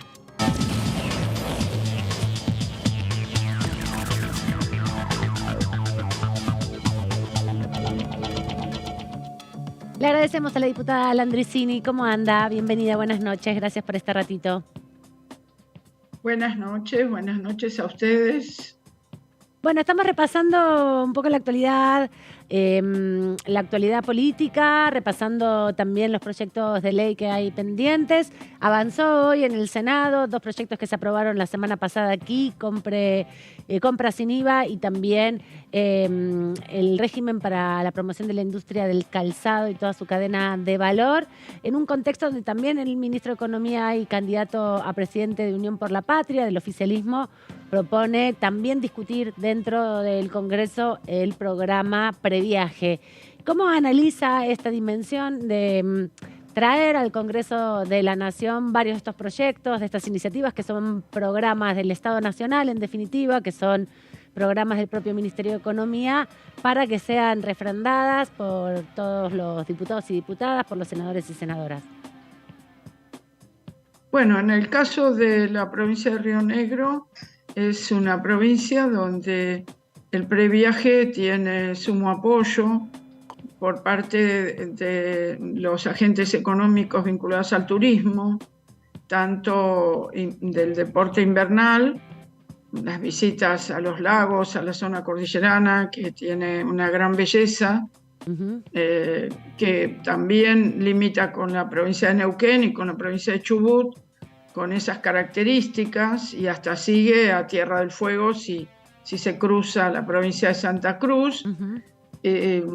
Esto ha permitido muchos viajes, este programa, a toda esta zona turística del sur del país, como también lo ha permitido en este último tiempo que se ha contado con infinitos viajes a la zona noroeste, a la zona de Salta, Tucumán, Catamarca, La Rioja y también a Cuyo, por supuesto, y a las cataratas del Iguazú, que son típicas de ser visitadas en tiempos de temperaturas más bajas, ¿no? En el verano eso se dificulta, y el previaje en la provincia de Buenos Aires tendrá que ver en estos meses con recorridas en toda la costa atlántica de quienes, bueno, sí, sobre todo quienes no tienen una obligación laboral determinada y están jubilados, pensionados, pueden optar por salir a conocer o salir a tomar un poco de aire. Sobre todo esto fue muy importante para recuperar a las actividades del comercio, la hotelería, la gastronomía, en los lugares turísticos que estuvieron tan cerrados en tiempos de pandemia. Vivíamos haciendo gestiones por reclamos de estos actores en tiempos de pandemia por la falta de actividad, y ahora en realidad están en el otro extremo. Y en el caso de la zona cordillerana, la llegada de viajeros chilenos y de viajeros brasileños también, ¿no? Claro. ¿Qué tal, Landricini? ¿Cómo le va? Buenas tardes, buenas noches. La saluda acá Antonio. Muy bien, Rico. Buenas tardes. Le quería consultar cómo percibe usted el clima social con todo este paquete de medidas que lanzó el ministro y candidato Sergio Massa, pensando en las elecciones del domingo, pero también pensando en el resultado que sacó el pasado 11 de agosto, cuando quedó el Frente del Unión por la Patria como la tercera fuerza más votada. ¿Se percibe un cambio en el humor social, en el clima de cara a la elección de este domingo con todo este paquete de medidas? Bueno, las elecciones del 13 de agosto dejaron una marca, pero también es cierto que el candidato de Unión por la Patria tenía poco recorrido como candidato, tenía más recorrido como ministro, ¿no? para cuando se lanzó la candidatura estaba cerca de cumplir el año como ministro, en una Argentina muy convulsionada por el impacto no solo de la pandemia que venía de 2020, sino por la guerra del mundo en el 22 y la sequía del 23. Y bueno, lanzar todo este paquete de medidas no era tan fácil en comienzos del 23 o en julio-agosto del 22, cuando Sergio Massa se hizo cargo del Ministerio de Economía. Y ustedes saben perfectamente que cada 3 meses el martillazo en la cabeza del Fondo Monetario Internacional con las supervisiones de déficit fiscal, emisión monetaria y reservas internacionales, un martillazo tras otro, y la necesidad de juntar las divisas para cumplir con los compromisos de pago y recibir los derechos especiales de giro y hacer las compensaciones contables sobre la deuda que no asumió este gobierno. Este gobierno asumió refinanciarla y está pendiente por unos meses más de esas supervisiones. A posteriori, quedará liberado de las supervisiones, terminado el control del stand-by que tomó Macri de los 45.000 millones de dólares, y tendremos que seguir pagando la deuda, pero podremos recuperar la soberanía para fijar nuestra política económica. Aprovecho para preguntarle por su conocimiento esto que estaba diciendo. Entonces, todo el proceso de supervisión trimestral que hace el Fondo Monetario Internacional tiene que ver con el acuerdo de la renegociación que se dio durante la gestión de Guzmán, sobre Martín Guzmán, respecto a la negociación del pago de la deuda de Mauricio Macri. Lo que se había comentado, se había explicado en ese momento, es que se tomaba un crédito para poder saldar los vencimientos que eran muy justos entre el 23 y el 24, si no recuerdo mal, respecto al endeudamiento original del año 2018. La parte que va a faltar de pagar... Las condiciones de supervisión estaban implícitas en el stand-by de 2018. Ajá. Que se lo dieron de manera expresa en 44 días. Imagínese, ¿quién va al banco en la Argentina a pedir un préstamo y en 44 días le resuelven un préstamo a lo mejor de 20.000 pesos? Acá se trataba de 57.000 millones de dólares, que dijeron que la sustentabilidad era relativa, pero se lo dieron igual, y sin los informes técnicos de las autoridades argentinas, tanto del Banco Central como del Ministerio de Finanzas, como el ok del Congreso, respetando lo que tenía que haber sido la Ley de Administración Financiera del Sector Público.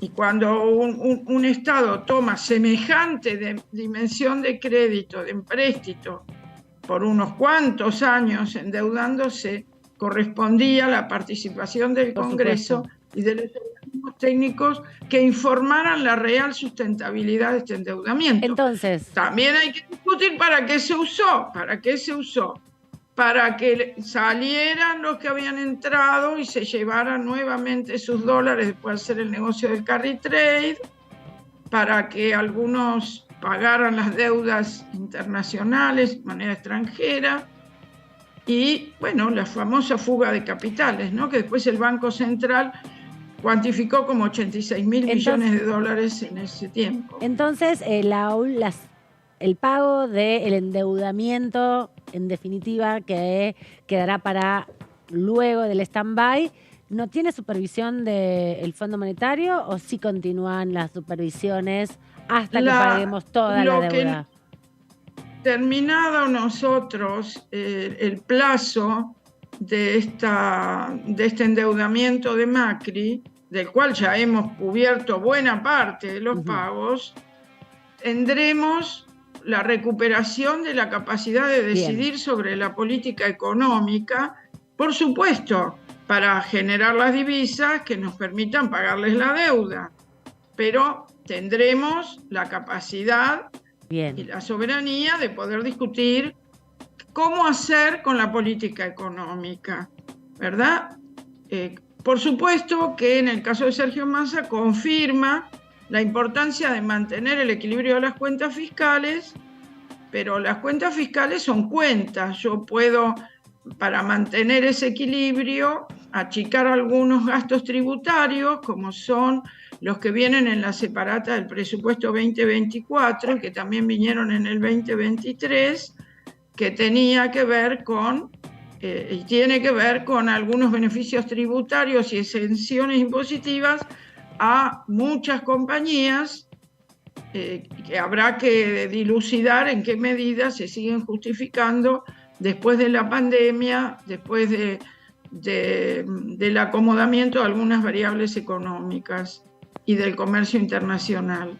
Y podremos discutir qué hacemos con los subsidios a la energía o al transporte, que están todavía algunos en pie, que la voluntad política de nuestro candidato es seguir sosteniendo en muchos sectores sociales el subsidio energético y con las provincias los acuerdos para sostener el subsidio de la tarifa del transporte urbano, cooperando entre provincias y nación en el marco del federalismo, de la coparticipación y de reconocer que hay provincias donde hay más dificultad para cubrir ese costo de transporte, garantizando frecuencia, garantizando calidad del servicio, y otras que tienen más población, tal vez tienen más facilidad porque tienen negocios con mayor cantidad de pasajeros que permiten cubrir los costos del funcionamiento de los servicios. Entonces suele discutir en la Comisión de Presupuesto, donde intervienen las provincias discutiendo sus intereses para no tener que pagar tanto de parte de sus finanzas públicas en el aporte que las provincias hacen también para sostener estos servicios. ¿Qué tal? Buenas noches, diputada Jessica Calcaño. La saluda. ¿Qué tal? Buenas noches. Ya que mencionó la separata del presupuesto, que se presenta por segunda vez, es el debate que viene. Recordamos hace un rato que en el presupuesto que está rigiendo este año solo se había propuesto modificarlo de los jueces para que paguen ganancias. La pregunta es si hay alguna evaluación en el Frente de Todos con sus colegas de proponer hacer efectivamente alguna modificación en cuanto a esos gastos tributarios que son beneficiarios en general. Grandes empresas, mineras, bueno, todos los que vimos, ¿no? Del detalle del presupuesto enviado. Dos cosas. En el caso de los jueces, ustedes se acuerdan que se había dispuesto hace algunos años, ¿no es cierto?, después de los tiempos de pandemia, que pagaran los que ingresaron 2017 en adelante. Ahora, en esta fecha, hubo, ¿no es cierto?, es público una disposición, un fallo que ha hecho un sector de la justicia para declarar inconstitucional el pago del impuesto a las ganancias en este sector social, que esto puede ser repudiado por la población en tanto tienen sueldos abultados y sus canastas alimentarias están muy cubiertas y también las canastas totales, ¿verdad? No están con planes alimentarios ni planes potenciar trabajo, por supuesto, ni sus trabajos son informales. Habrá que ver si esto genera un conflicto de poderes con el Poder Legislativo para volver a retomar el tema que está planteado en la separata. Otro tema que está en análisis es el impuesto a las compañías multinacionales que la OCDE a nivel internacional ha discutido también y ha previsto la posibilidad de cobrar unos impuestos hasta de un 15% sobre las ganancias obtenidas por estas compañías que hacen negocios en algunos países y después tienen sus sedes centrales en otros y buscan tener esas sedes centrales donde los tributos sean lo más bajos posible. Entonces hacen un negocio interesante en algunos países y pagan un poquito en otros, y en los países donde hacen negocio, en muchos casos, pagan lo mínimo o nada. Entonces este es un debate entre la ilusión y la evasión fiscal que merece darse en el Congreso y que es posible que lo demos en los próximos tiempos para ver qué posibilidades hay de introducir algunos de estos cambios en el régimen tributario sobre ganancias de sociedades en el presupuesto 2024. ¿Y qué espera que reaccione la oposición respecto a esta cuestión que usted comentaba justamente del impuesto a las ganancias, la decisión del juez Casals? Porque fue impulsado durante el gobierno de Mauricio Macri. Recuerdo que el año pasado en el debate presupuestario muchos de los diputados de la oposición se jactaban o planteaban, bueno, ya esto se definió en su momento para los nuevos ingresos. ¿Crees que puedan sumarse desde Juntos para el Cambio para reafirmar esta definición respecto a los jueces, o van a alinearse en algún sentido con la decisión de este juez, que además está comprometido con el viaje al Lago Escondido, que fue filmado por las propias cámaras del aeropuerto, ¿no? Si no recuerdo mal, de Río Negro, ¿no? Había una jueza de Río Negro que lo estaba investigando en Bariloche, donde aterrizó el avión que llevaba a estas personas. Después se trasladaron al Lago Escondido. Estaba este juez que ahora, con toda su autocomplacencia y poder, define que es inconstitucional que los jueces paguen impuesto a las ganancias como el resto de los mortales, que por suerte, gracias a la propuesta que se hizo desde el Ejecutivo, desde el Ministerio de Economía, desde la FIP, y se pudo con los votos de un importante sector mayoritario de la Cámara de Diputados y de Senadores, eliminarlo, porque el salario no es ganancia para los trabajadores de hasta 15 salarios mínimos vitales y móviles, ¿verdad?, en la cuarta categoría. Pero se dejó para los que cobraban más de 15 salarios mínimos vitales y móviles. Sí, claro. Y estos jueces, como el que ha tomado esta decisión, cobran bastante más que 15 salarios mínimos vitales y móviles. Del Estado, además. Y no hacen ningún mea culpa, ni van a los confesionarios de las iglesias. Y son salarios, ¿verdad?, públicos. Claro, claro. Y después hablamos del déficit fiscal y algunos se llenan la boca acusando a nuestro gobierno de ser el que provoca con el plan Platita el déficit fiscal. Yo quisiera sumar todos esos salarios de todo ese sector privilegiado y ver cómo se emparenta o cómo se compara, ¿verdad?, con el potenciar trabajo, que muchos cuestionan, o con la UH, o con los subsidios al desempleo, para ver a dónde está la equidad y a dónde está la desigualdad. Diputada. Veremos cuando se discutan los puntos de la separata, porque cubren o significan un gasto tributario de 4,7% del Producto Bruto Interno, nada menos y nada más. Yo le quería preguntar respecto a la situación en Río Negro, donde se espera que en los próximos meses asuma nuevamente Alberto Bretilnec, que resultó ser electo gobernador en las últimas elecciones provinciales, y su relación con Sergio Massa. ¿Cómo queda el peronismo rionegrino después de vamos a decir, un acuerdo de Bretilnec de acompañar al oficialismo desde su banca en el Senado con la aprobación de las distintas leyes y también de la cercanía política que mostraron en los últimos tiempos? ¿Cómo ve este acercamiento? ¿Piensa que es bueno para la provincia, que es bueno para el candidato? ¿Cuál es su mirada?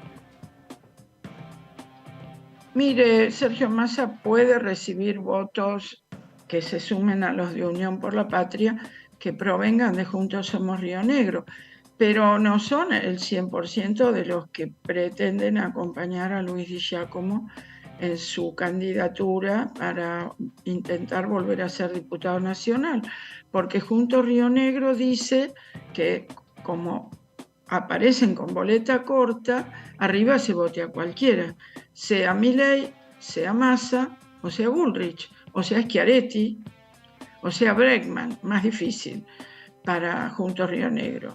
Así que realmente esa proximidad en las posiciones de las votaciones en la Cámara no se ve reflejada en el territorio provincial, porque Juntos Río Negro llama a votar a cualquier candidato presidencial y acompañar a Luis Di Giacomo.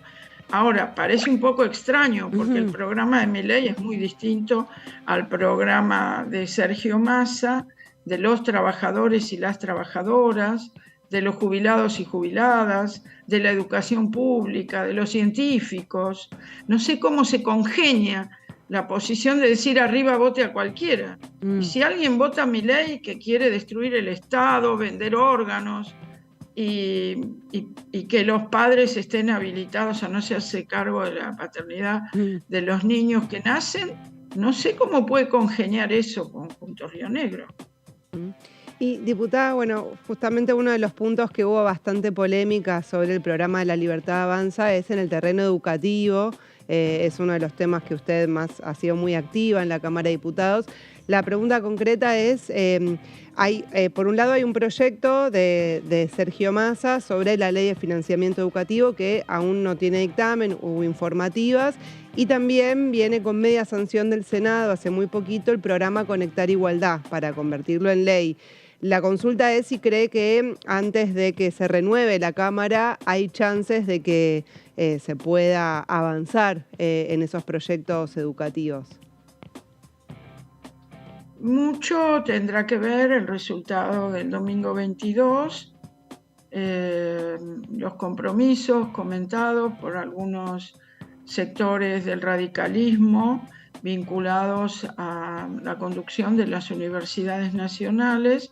No olvidemos que de ese 8% que figura en el proyecto de Persic Massa del 8% del PBI para financiar la educación, el 6,5% corresponde a la educación inicial, primaria, media, técnica, rural, de adultos, etcétera, y el 1,5% a las universidades nacionales, de las cuales se están creando 8 nuevas que tienen que pasan a sentarse en la mesa para la canasta básica universitaria. Claro. Entonces, nosotros pretendemos acompañar eso, por supuesto, junto con el Plan Federal de Ciencia y Tecnología que se terminó de votar en la última sesión del miércoles pasado, y pretendemos que Conectar Igualdad, que es otro de los programas que acompañan la educación, el conocimiento, el aprendizaje en la Argentina, tengan esta solvencia con una ley del Estado para ser política de Estado. Claro, pueden acompañarnos algunos sectores provinciales y del radicalismo, algún sector de Juntos por el Cambio, aunque en algunas oportunidades han opinado distinto respecto a la educación, están un poco más cerca que lo de Milei. No espero que en las votaciones actuales Milei acompañe estas cuestiones, pero hoy son 2 o 3 votos. Me preocupa más el futuro. Claro, ¿no? Si se da el resultado de las PASO, podría tener un bloque de 40 diputados aproximadamente, Sí. e incluso 8 Sí. senadores y senadoras, porque ha tenido una performance. Podría ser un vendaval en la Cámara de Diputados y algún poco un viento fuerte en la Cámara de Senadores, que se puede llevar leyes y hasta las bancas. Se puede llevar los sillones ese vendaval. Realmente hay propuestas que son bastante insólitas, ¿no? Respecto de cuestiones básicas de la institucionalidad política, económica y social en la Argentina. Pretender hablar de vender órganos, pretender cuestionar la necesidad de la cuota alimentaria para la crianza y la protección de niños y niñas por parte de los papás, acompañando a las mamás gestantes, parece un retraso medieval prácticamente, ¿no? Quería cambiarle un poquito de tema y aprovechar también su conocimiento. Hoy también se anunció la ampliación del swap con China. ¿Qué efectos puede tener eso en la economía inmediata de la Argentina, en este contexto que también describías hace un rato cuando comenzamos la conversación respecto de las dificultades extraordinarias que le tocó atravesar a este gobierno? puede, digamos, acompañar la política de desaceleración del dólar blue, por ejemplo, del dólar ilegal, puede ayudar a estabilizar un poco los precios, evitar el traslado de precios de esta devaluación o del impacto de la corrida cambiaria de la semana pasada. Mire, el swap es un fuerte oxígeno, es como un pulmotor, que junto con el encaminamiento de relación en los BRICS, para ponerlo en marcha a partir de los próximos meses, son dos políticas, dos medidas, dos vínculos sumamente importantes para que Argentina pueda sobrellevar la salida de esta crítica situación que deviene del endeudamiento, la pandemia, la guerra, la sequía. Terminada la sequía, pretendemos pensar que la agricultura va a volver a tener los números que suele tener en la Argentina en términos de 100 millones de toneladas producidas, poder exportar, tener los precios internacionales que tal vez hasta suban por la guerra en Medio Oriente, y recuperar todas esas divisas que este año, si no hubiera sido por eso, hubiéramos estado en una situación mucho más holgada para cumplir con lo de reservas internacionales, poder garantizar las importaciones para la industria, ¿verdad? Y poder avanzar con las obras de infraestructura para Vaca Muerta y otras cuencas hidrocarburíferas, porque son todas obras de miles de millones, tanto gasoductos como oleoductos, como plantas de licuefacción, como el tren de Vaca Muerta, etcétera, el gasoducto al norte, que hay que revertir, cosa que está en marcha toda la gestión. Bueno, si hubiéramos tenido todos esos dólares, perdimos nada menos que 20.000 millones de dólares, más toda la recaudación tributaria que se perdió producto de la caída de la producción aceitera, de la caída de la producción agropecuaria de la zona pampeana, de la caída de lo que es el servicio de transporte, los camiones. Imagínense lo que se redujo, el trabajo en puertos, el trabajo de los técnicos que hacen mantenimiento en las plantas aceiteras, en las cañerías, en los ductos, y muchos de ellos, como se quedaron ahí como licenciados, porque no había empleo, vinieron a trabajar a Vaca Muerta para el gasoducto de Tratayena-Saliqueló, el presidente Néstor Kirchner. Bueno, ellos solucionaron provisoriamente, temporalmente esa situación, pero Argentina perdió recaudación tributaria, perdió el cobro de las retenciones sobre las exportaciones y le quedó totalmente desequilibrada la balanza comercial. Que se sumó eso a lo que ya venía de la importación de gas natural licuado con los buques metaneros del año anterior en valores escandalosos por la guerra de Ucrania y que tuvo la energía en el año 2022. O sea que hemos estado casi con las 7 plagas de Egipto y esperemos que esto se revierta con la cosecha 23-24 y que esta lamentable guerra del Medio Oriente lleve a que los países puedan ponerse de acuerdo a nivel de las Naciones Unidas, a pesar de la posición de Estados Unidos, de vetar una decisión de avanzar hacia la paz. Que claro, las guerras alimentan las cuentas de las compañías productoras de material bélico. Sobre todo. Pero los muertos se cuentan a miles y miles, ¿verdad? Y el dolor de las familias y las comunidades de cada uno de estos países también se cuentan de manera tremenda y trágica por la pérdida de vidas, por la destrucción material, por la ruptura de la institucionalidad y de la vida cotidiana. Gracias, así que espero que no se nos compliquen otra vez todas estas cosas a partir de esto tan doloroso. Muchas gracias a ustedes y que el 22 sea una jornada altamente democrática y que el pueblo argentino sepa defender lo logrado a pesar de todas las cosas que faltan. Muchas gracias. Hasta luego, diputada. Muchas gracias a usted por este ratito. Y bueno, sí, las condiciones internacionales afectan de manera directa a la economía en una situación de ultra fragilidad, como planteó la diputada, porque todos estos contextos tienen un impacto diferencial en Argentina por un endeudamiento nuevamente con el Fondo Monetario Internacional que condiciona la economía de manera directa por su supervisión, pero otro endeudamiento del que hablamos muy poco, que son las deudas con otros sectores también que tomó el gobierno de Mauricio Macri, ¿no? Recuerden la deuda de 100 años, a 100 años que tomó también el que era ministro de Finanzas, Caputo, ¿no? Durante su gestión en el Ministerio de Finanzas, que se había dividido el de Hacienda con el de Finanzas, y que es con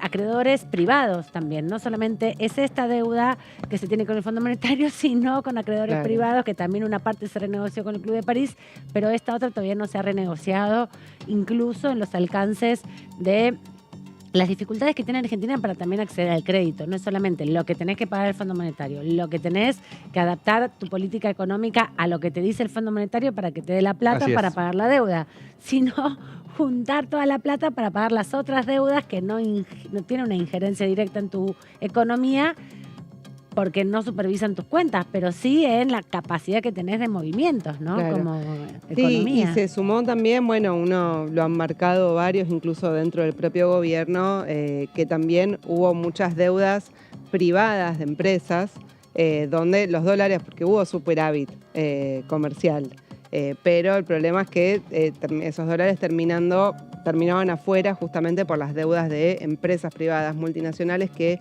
accedieron a un dólar preferencial y terminó eso en el exterior, digamos, no en las cuentas públicas. Entonces ahí hay toda una trama también de evasión, elusión, que siempre está muy presente.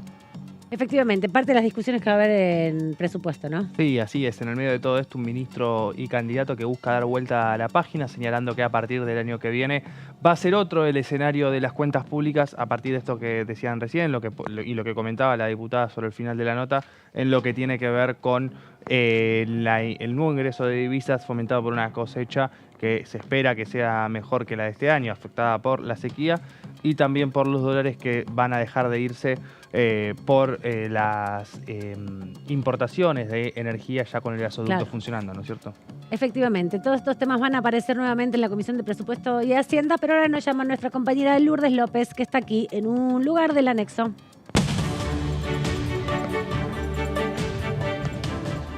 Así es, Ama. Bueno, estamos aquí en lo que es el primer piso, ¿no? También del anexo A, por supuesto, para empezar a vivenciar lo que es la primer Bienal Rotaria de Arte, impulsada en este caso por el Rotary Club Argentino, donde tenemos las muestras de pintura de 35 creadores. Sabemos cuál es también la misión del Rotary Club, que tiene, entre tantos de sus intereses, por ejemplo, resaltar el arte y resaltar el arte a partir del encuentro con la sociedad misma, en este caso. Y es por eso que, bueno, aquí en este anexo A, hasta el día de hoy, va a estar disponible esta muestra que tiene que ver con el distrito 4895. Y con esto, Susana Espósito explicó que exponer en el Congreso de la Nación, en este lugar tan importante para la vida de los argentinos y las argentinas, significa muchísimo. Rotary es para mostrarlo, para mostrar nuestro servicio.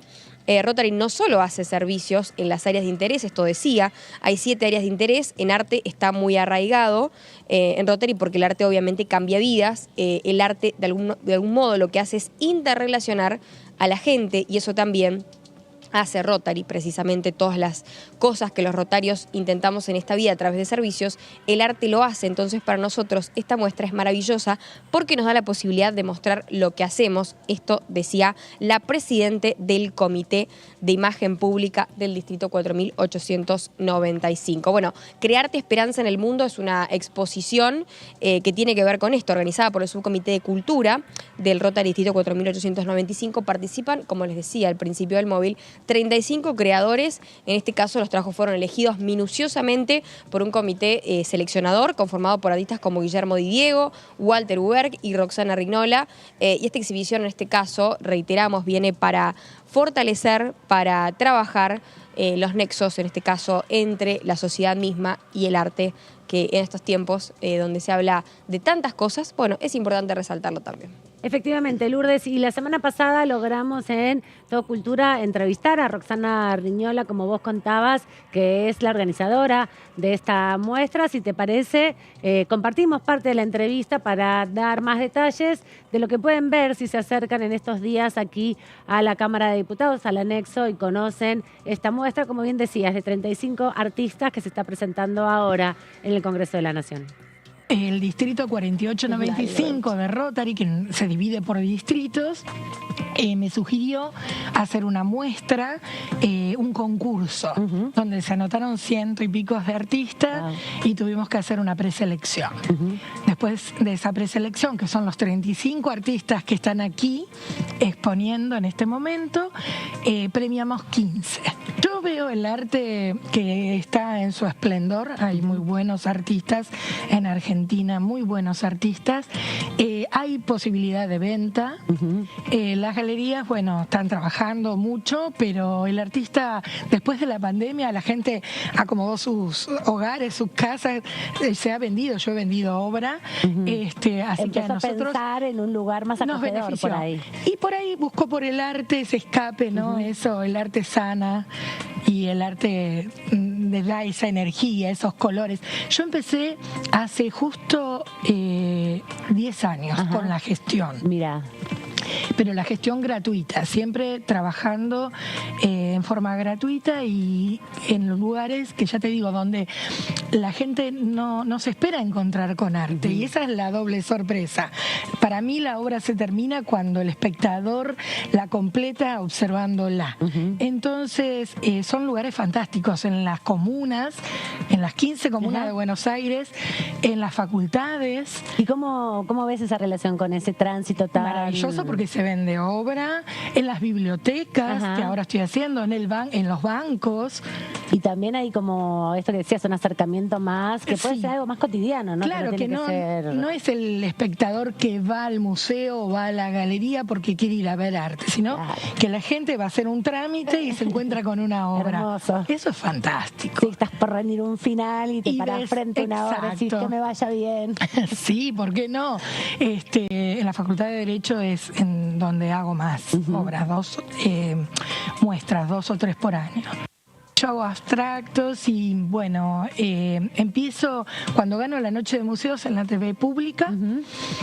Fue mi primera experiencia y muestra grande, porque mientras estudié arte se ha expuesto siempre colectivo. ¡Ay, qué hermosa! Y ahora con todo el color explosivo me largué con esta serie de garabatos que empecé en marzo exponiéndolo en la Facultad de La Matanza y hice una muestra personal.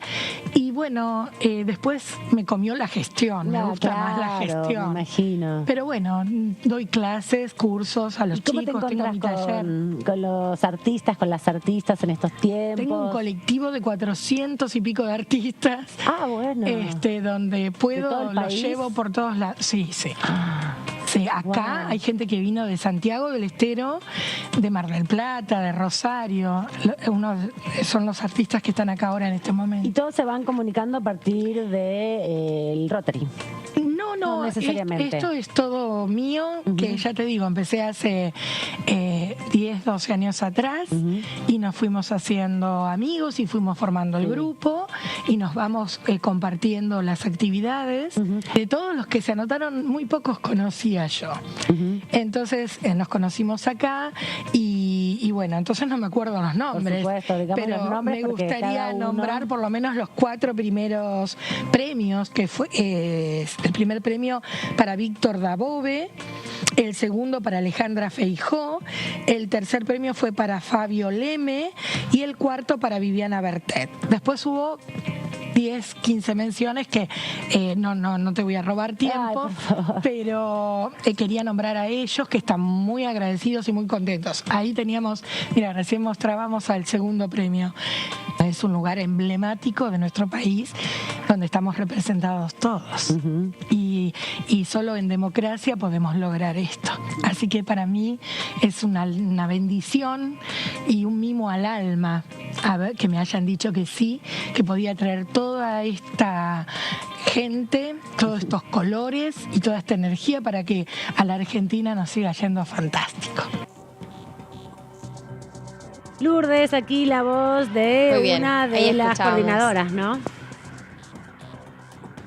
Sí, realmente es increíble escuchar también cómo, bueno, diferentes puntos de vista, diferentes miradas sobre el arte, sobre la cultura, sobre también puntos geográficos, ¿no? Se encuentran en esta muestra de 35 creadores, en este caso, bueno, que llevan a la gente también la importancia de revalidar el arte. Así que, por supuesto, están invitados e invitadas de 8 a 20 horas de manera totalmente gratuita hasta que, bueno, permanezca esta muestra que vamos a ver si se puede extender unos días más. Seguro. Porque es muy linda, la verdad que está muy interesante, así que bueno, la invitación ya está hecha aquí en el anexo A. Gracias, Lourdes, por toda esta información y traernos esas hermosas pinturas para disfrutar un ratito. Hasta cualquier momento. Dale.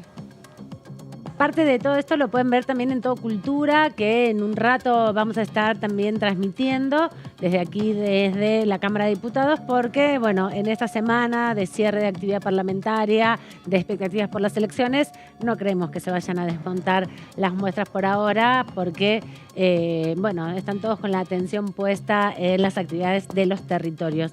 Tenemos que comentar una noticia difícil, triste, tiene que ver con el fallecimiento de un senador nacional.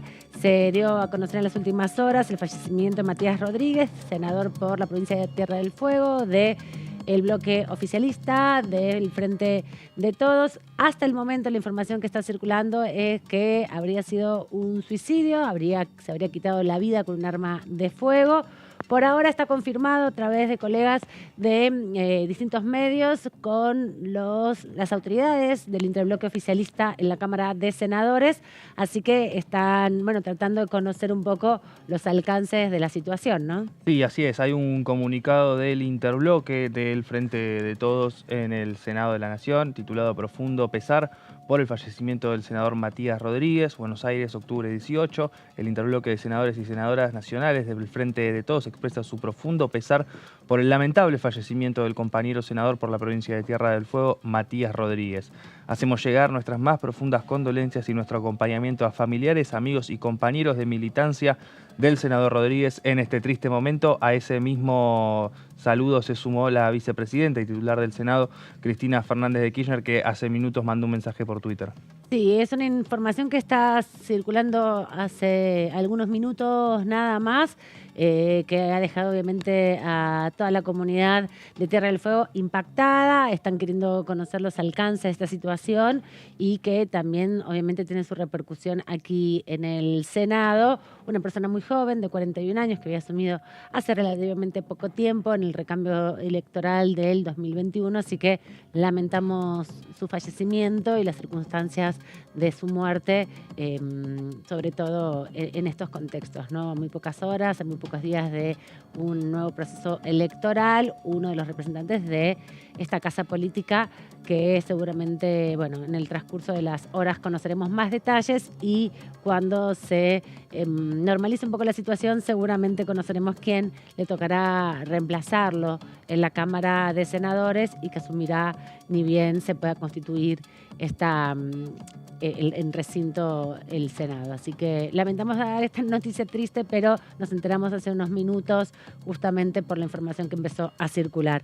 Ya despidiéndonos, tratando de cerrar este programa, compartiendo con ustedes que quedan todavía 2 días de actividad antes, un día y un poquito más de actividad antes de las elecciones del próximo 22 de octubre, donde se va a renovar la mitad de la Cámara y 1/3 del Senado, y eso va a generar y va a impactar en la constitución y consolidación de otros bloques, ¿no? De otra forma de ordenarse, así que seguramente la próxima vez que nos veamos, bueno, como nos vemos mañana, pero con Jessy vamos a encontrarnos con ese nuevo universo, vamos a poder ir buceando cómo va a ser esa realidad parlamentaria. Por lo pronto también queda por resolver cuándo el Senado se va a juntar, seguramente va a ser la semana próxima, veremos con esta nueva noticia qué va a pasar, cómo pueden conseguir también los acompañamientos, ¿no? Para una sesión, recordando que el Senado no tiene ya mayorías propias el oficialismo y requiere de acuerdos con sectores opositores que en general acompañan